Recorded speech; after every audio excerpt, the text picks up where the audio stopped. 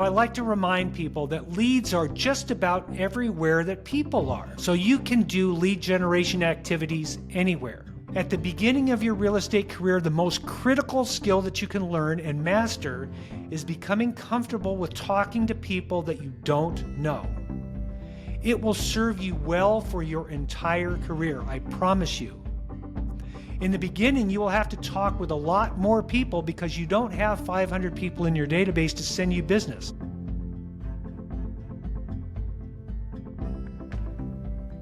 Hi everyone, my name is Mark Dolan, the host of Time Tested Mastery Life Lesson Sell. I'm excited today to present to you the second in a series of episodes designed for brand new real estate salespeople to get them started, or for those people who are trying to get back to basics, and I'm titling it Built to Last. We want a business that is going to be built to last over time. Today's topic we're going to be discussing is lead generation. For brand new agents, that's one of the first things that they're asking about is how do I generate leads, right? And people that want to build their business, the first question they ask is, how am I going to generate new leads and new business for myself? Okay. So lead generation, you need to find clients and you need to build a business over time. Lead generation is critical. Leads don't fall out of the sky. So you ask, well, Mark, where do I get leads? Should I pay for them? How else can I get them?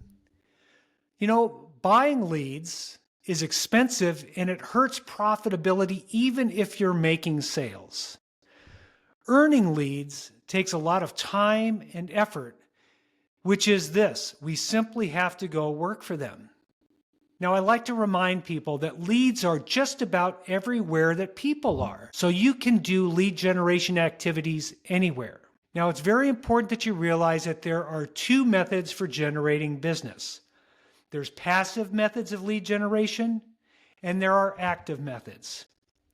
Active methods are predictable and duplicatable, meaning that you can do them over and over and over again, duplicatable, and they're predictable is that if you track your activities and you track your results, you can identify what you're likely to get based on the activities that you're doing.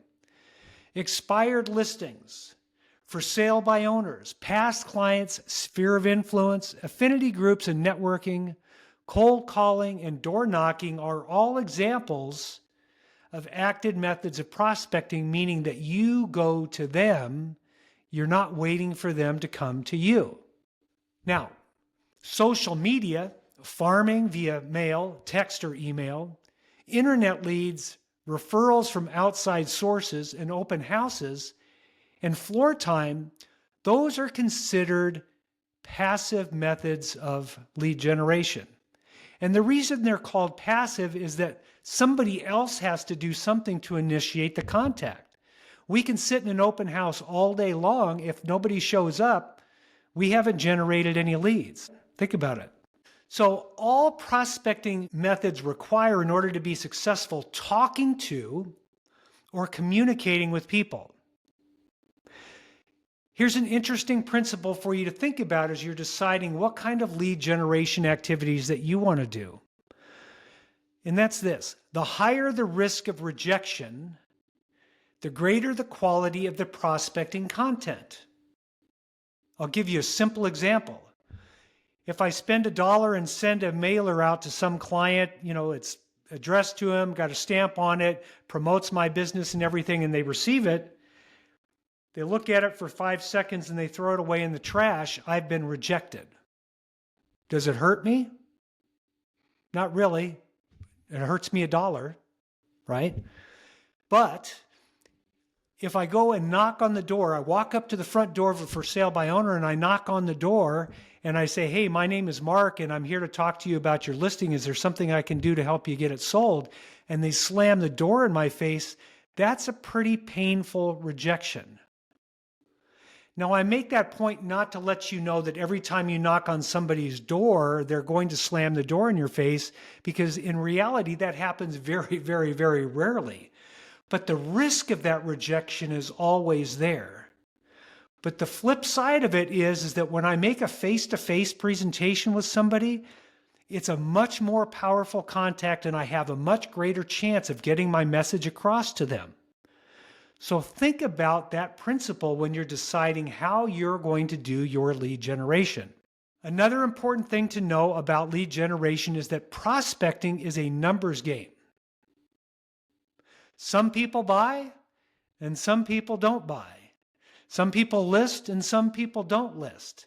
And if you're talking to people, you're going to run across people that want to list. And if you're talking with people, you're going to run across a lot of people that don't want to list, at least for now.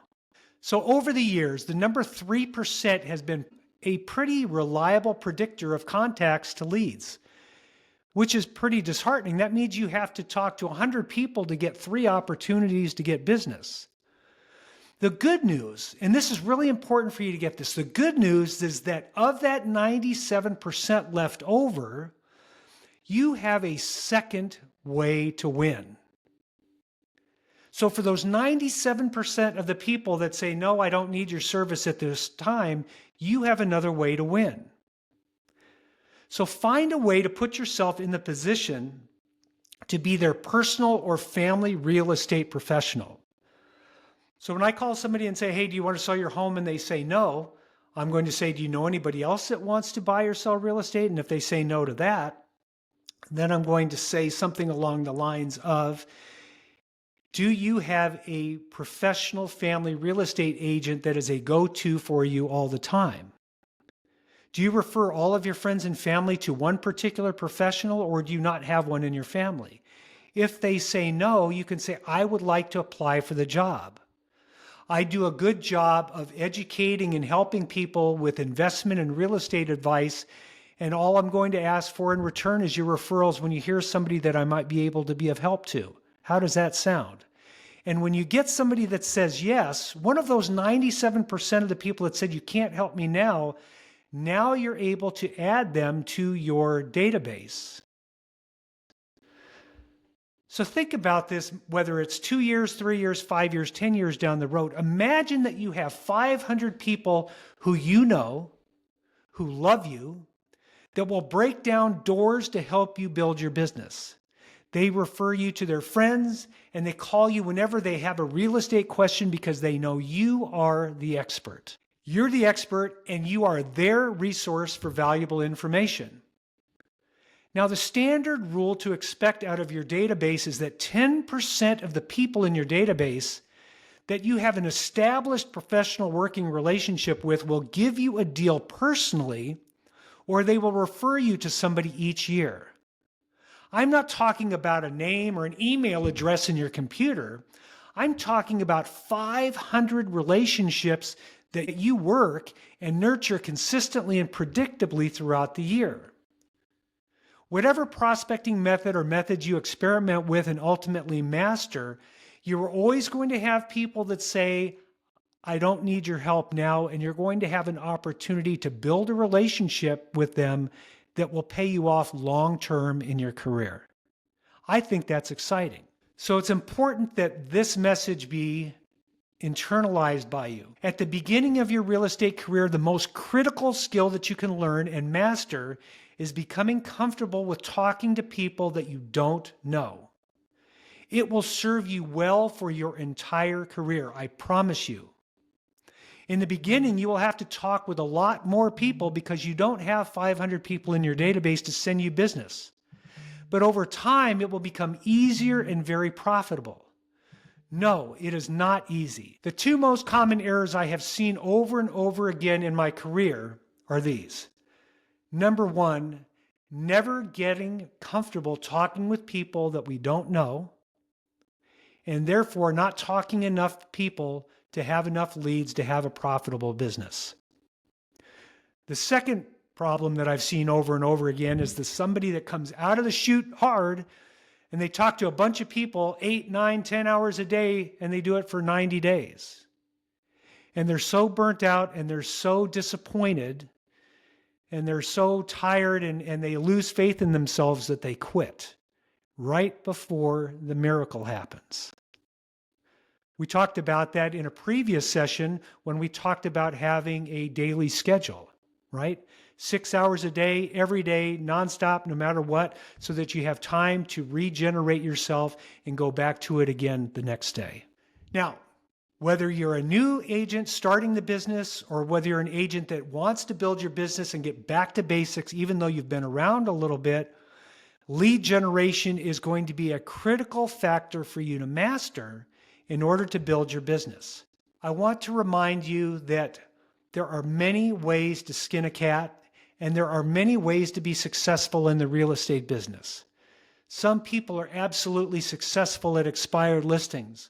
Some people master the art of holding open houses. Some people work for sale by owners. Some people build a huge database, and that's all they do is work their database.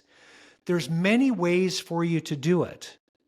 But the principles that I've shared with you today will give you guidance on how to start. I'm here to help you.